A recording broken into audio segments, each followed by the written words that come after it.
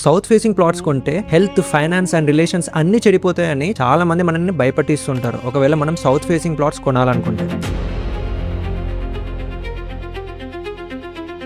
అంతేకాదు, west facing plots కి చాలా తక్కువ డిమాండ్ ఉంటుంది. మీరు ఏ కమ్యూనిటీస్కి వెళ్ళినా కానీ ఈస్ట్ ఫేసింగ్ తో కంపేర్ చేస్తే వెస్ట్ ఫేసింగ్ రేట్ చాలా తక్కువ ఉన్నప్పటికి కూడా ఎవ్వరు ప్రిఫర్ చేయరు. అదే ఈస్ట్ ఫేసింగ్ అంటే ఇట్లా 100 రూపీస్ పర్ స్క్వేర్ ఫీట్ ఎక్కువ పెట్టి మరి కొంటారు. సరే అన్న, సౌత్ ఫేసింగ్ వెస్ట్ ఫేసింగ్ తక్కువ రేటుకు దొరుకుతుందని మేము తీసుకుంటే రేపేమైనా అయితే ఎలా అన్న క్వశ్చన్ మీకు రావచ్చు.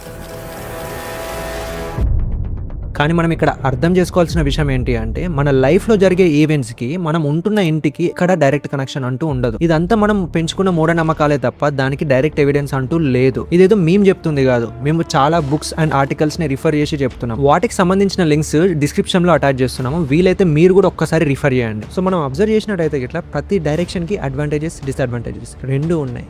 మనం మన ఇంటిని డిజైన్ చేసుకుంటున్నప్పుడు ఈ 5 ఆర్కిటెక్చరల్ డిజైన్ స్టెప్స్ అనేవి ఫాలో అవుతూ అడ్వాంటేజెస్ మ్యాక్సిమైజ్ చేసుకుంటూ డిసడ్వాంటేజెస్ మినిమైజ్ చేసుకుని ఇంటిని డిజైన్ చేసుకోవాలి. ఈస్ట్ ఫేసింగ్ ఇంట్లో ఉంటే సక్సెస్ వస్తుంది, నార్త్ ఫేసింగ్ ఇంట్లో ఉంటే రిచ్ అయిపోతారు, వెస్ట్ ఫేసింగ్ ఇంట్లో ఉంటే సక్సెస్ తగ్గుతుంది, అదే సౌత్ ఫేసింగ్ ఇంట్లో ఉంటే మీ లైఫే నాశనం అయిపోతుంది అని చెప్పి చాలా మంది భయపట్టిస్తుంటారు. కానీ ఇది చాలా పెద్ద తప్పు. అది ఎందుకో క్లియర్గా ఎగ్జాంపుల్తోనే ఎక్స్ప్లెయిన్ చేస్తాం. వీడియో ఎండ్ వరకు చూడండి.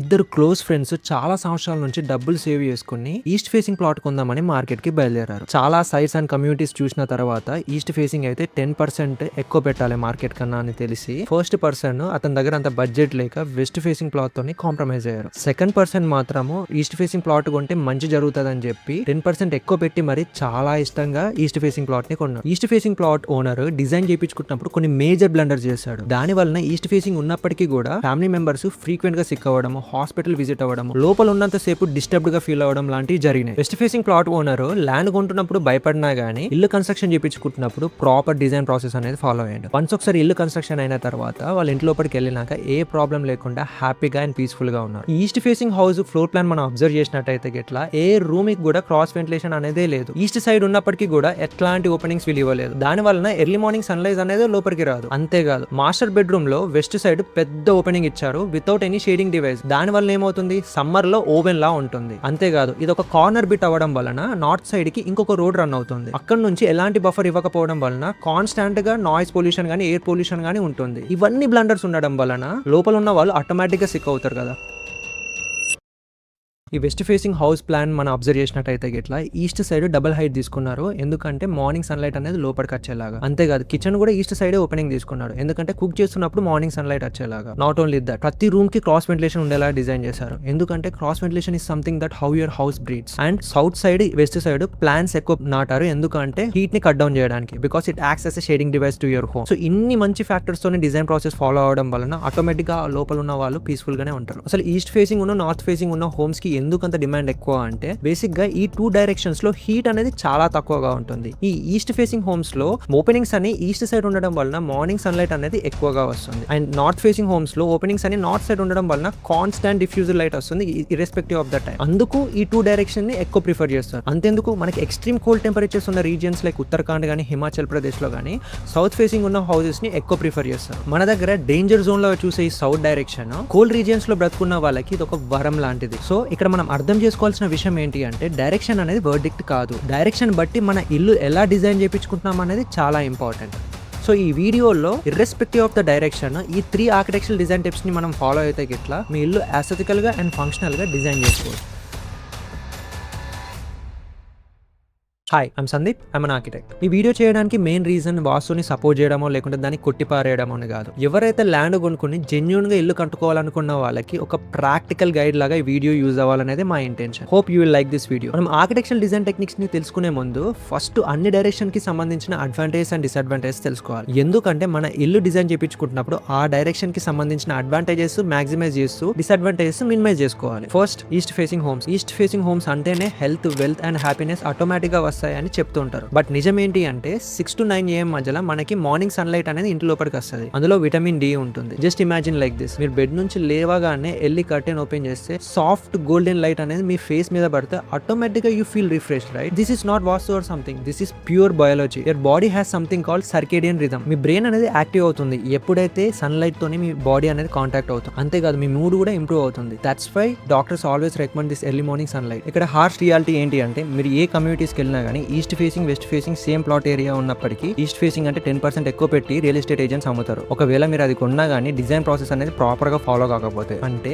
మీరు ప్రతి రూమ్ కి క్రాస్ వెంటిలేషన్ లేకపోయినా ఈస్ట్ సైడ్ ఓపెనింగ్ సరిగ్గా ఇవ్వకపోయినా కానీ మీ ఇల్లు ఆటోమేటిక్ గా హీట్ అవుతుంది. అంతేకాదు మార్నింగ్ వచ్చే 2-3 hours సన్లైట్ కోసము అన్ని ల్యాక్స్ పెట్టడం వర్తా అంటే కాదు. ఎందుకంటే మీ మార్నింగ్ సన్లైట్ రావడానికి ఇర్రెస్పెక్టివ్ ఆఫ్ డైరెక్షన్ మీద మనం ప్రాపర్ గా డిజైన్ చేయించుకుంటే మీ ఇంటి లోపలికి మార్నింగ్ సన్లైట్ అనేది వస్తుంది. It not depends on the direction, it depends on design. Second one is west facing houses. ఈ వెస్ట్ ఫేసింగ్ హౌసెస్ కి 2 మేజర్ ప్రాబ్లమ్స్ ఉన్నాయి. వన్ థింగ్ ఈస్ ఆఫ్టర్నూన్ నుంచి వచ్చే uncontrolled heat. Second thing is morning sunlight ఇంటి లోపలికి రాకపోవడం. There is a saying in architecture, if you don't control your west sun then house will suffer. అంటే దాని meaning ఏంటి అంటే ఆఫ్టర్నూన్ నుంచి వచ్చే హీట్ ని నువ్వు ట్యాకిల్ చేయకపోతే మీ ఇల్లు ఒక ఓవెన్ లాగా మారిపోతుందని అర్థం. ఇండియాలో హీట్ పీక్ లో ఉండేది సౌత్ అండ్ వెస్ట్ డైరెక్షన్ లో. ఎస్పెషల్లీ వెస్ట్ డైరెక్షన్ లో 3 PM నుంచి 6 PM వరకు ఎక్స్టెన్సివ్ హీట్ వస్తుంది. దానివల్ల మీ అవుటర్ వాల్స్ మొత్తం హీట్ అయిపోతుంది. మీరు నైట్ పడుకునేటప్పుడు ఈవెన్ దో మీ ఫ్యాన్ అనేది ఫుల్ స్పీడ్ లో ఉన్నా కానీ మీకు స్వెట్ అనేది ఎక్స్టెన్సివ్ గా వస్తుంది. బట్ ఇదంతా ఎప్పుడు జరుగుతుంది అంటే మీ వెస్ట్ ఫేసింగ్ హౌస్ అనేది ప్రాపర్ గా ప్లాన్ చేసుకున్నప్పుడు. మీరు కానీ ప్రాపర్ డిజైన్ ప్రాసెస్ ని ఫాలో అవుతుంది. అంటే ఆఫ్టర్నూన్ నుంచి వచ్చే హీట్ ని కట్ డౌన్ చేసేయడానికి షేడింగ్ డివైజెస్ యూజ్ చేయడం, ప్రొజెక్షన్స్ యూజ్ చేయడం, సజ్జాస్, ట్రీస్ ని ప్లాన్ చేయడం వల్ల హీట్ అనేది కట్ డౌన్ చేసుకోవచ్చు. At the same time east side కి బఫర్ ఏరియా కొంచెం పెట్టుకొని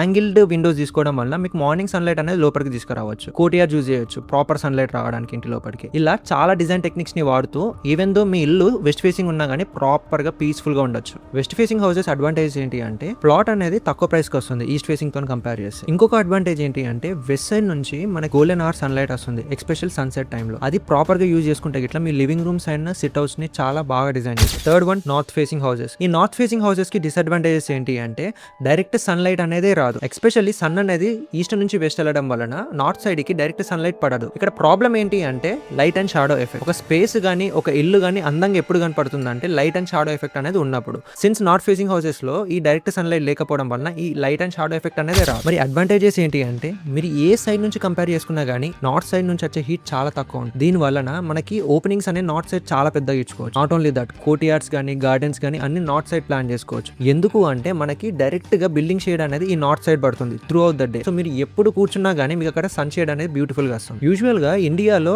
గ్లాస్ ఫాసెట్స్ అనేది ప్రిఫరబులే కాదు, కానీ నార్త్ సైడ్ పెట్టుకోవడం వలన మీకు హీట్ గెయిన్ తక్కువ ఉంటుంది కాబట్టి you can completely go for glass structure. మీకు పెద్ద పెద్ద స్టూడియోస్ గానీ మ్యూజియంస్ గానీ నార్త్ సైడ్ గ్లాస్ ఓపెనింగ్స్ అనేవి ఎక్కువ ఉంటాయి, ఎందుకంటే కాన్స్టెంట్ డిఫ్యూజర్ లైట్ లోపల రావడానికి. Fourth one south facing houses. ఈ సౌత్ ఫేసింగ్ హౌసెస్ కి డిసడ్వాంటేజెస్ ఏంటి అంటే హీట్ అనేది చాలా ఎక్కువ వస్తుంది డైరెక్షన్ లో. దాని వలన మీ ఇల్లు మొత్తం చాలా వేడిగా అయిపోతుంది when your house is not planned well. And also south side మనకి ఎలివేషన్ లో ఒక బాల్కనీ రావాలని ప్లాన్ చేసుకుంటే మీరు అక్కడ కూర్చొని కూడా కూర్చోలేరు, ఎందుకంటే కాన్స్టాంట్ హీట్ అండ్ లైట్ రావడం వలన. మరి అడ్వాంటేజెస్ ఏంటి అంటే మీరు ఏ డైరెక్షన్ తో కంపేర్ చేసినా గానీ సౌత్ ఫేసింగ్ ప్లాట్ అనేది చాలా తక్కువ ప్రైస్ కు దొరుకుతుంది. అండ్ ఎప్పుడైతే ప్రాపర్ గా డిజైన్ చేయించుకుంటే అంటే సౌత్ సైడ్ నుంచి హీట్ ని కట్ డౌన్ చేసేటట్టుగా లోవర్స్, సజ్జాస్, ప్రొజెక్షన్స్ యూజ్ చేయడం. అండ్ ఆల్సో ఈవెన్ దో మనము బాల్కనీ ప్రపోజ్ చేసినప్పటికీ ఎలివేషన్ లో దానికి లోవర్స్ లాంటివి యూజ్ చేయడం వలన అది ఆస్థెటికల్ గా it acts as a good element తప్ప it won't spoil your elevation. So మనం అబ్జర్వ్ చేసినట్టయితే ఇట్లా ప్రతి డైరెక్షన్ కి అడ్వాంటేజెస్, డిసడ్వాంటేజెస్ రెండు ఉన్నాయి.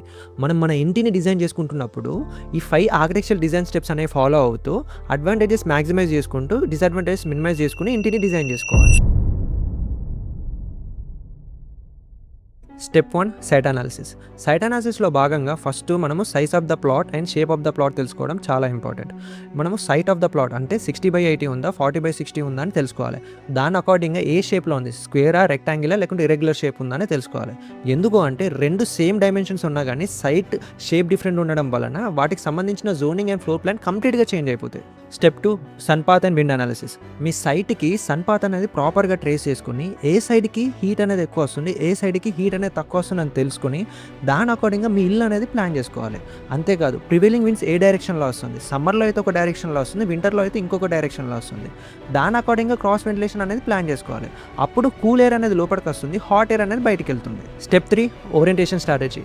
మీ ప్లాట్ ఏ డైరెక్షన్లో ఉన్నదని అసలు మ్యాటరే కాదు, because sun doesn't care about your direction of your plot. It's all about how your house is oriented towards the sun path. అంటే మీ ప్లాట్ ఏ డైరెక్షన్లో ఉన్నదని మ్యాటర్ కాదు. జస్ట్ ఫర్ ఎన్ ఎగ్జాంపుల్, మీకు సౌత్ ఫేసింగ్ బిల్డింగ్ ఉంది అనుకుందాం, but మీకు east facing నుంచి మార్నింగ్ సన్లైట్ రావాలని అనుకుంటున్నారు. అప్పుడు మీకు ఈ సైడ్ నుంచి ఓపెనింగ్ పెట్టుకుంటే ఆటోమేటిక్గా మార్నింగ్ సన్లైట్ అనేది లోపలికి వస్తుంది. అన్న మాకు అట్లా కుదరదు, పక్కన ఇంకొక బిల్డింగ్ ఉందంటే ఇట్లా అప్పుడు స్కైలైట్స్ కానీ కోర్టియార్డ్స్ కానీ ఇంట్రడ్యూస్ చేయాలి. దానివల్ల ఆటోమేటిక్గా మార్నింగ్ సన్లైట్ అనేది లోపలికి వస్తుంది. అలా ప్రతి ఒక్క సైట్ కి ఛాలెంజెస్ ఉంటాయి. ఛాలెంజెస్ ని బట్టి మనం డిజైన్ టెక్నిక్స్ ని యూజ్ చేయాలి. Step 4, floor plan development. Basic గా ఫ్లోర్ ప్లాన్ చేస్తున్నప్పుడు ఆర్కిటెక్ట్స్ 3 జోన్స్ లా డివైడ్ చేస్తారు ఫ్లోర్ ప్లాన్ ని. One is public, semi public and private. Basic గా పబ్లిక్ జోన్స్ లో పార్కింగ్, లివింగ్ రూమ్ ఇవన్నీ వస్తాయి. సెమీ పబ్లిక్ లో డైనింగ్ అండ్ కిచెన్ స్పేసెస్ వస్తాయి. వైల్ బెడ్రూమ్స్ అన్ని మీకు ప్రైవేట్ జోన్ లో వస్తుంది. సో దీని అకార్డింగ్ గా ఫ్లోర్ ప్లాన్ అనేది డిజైన్ చేయాలి. అప్పుడు ఫంక్షనాలిటీ అనేది ప్రాపర్ గా ఉంటుంది. ప్రతి రూమ్ కి క్రాస్ వెంటిలేషన్ ఉండేలా చూసుకోండి. లివింగ్ రూమ్ కి అండ్ కిచెన్ కి మార్నింగ్ సన్లైట్ వచ్చేలాగా డిజైన్ చేసుకోండి.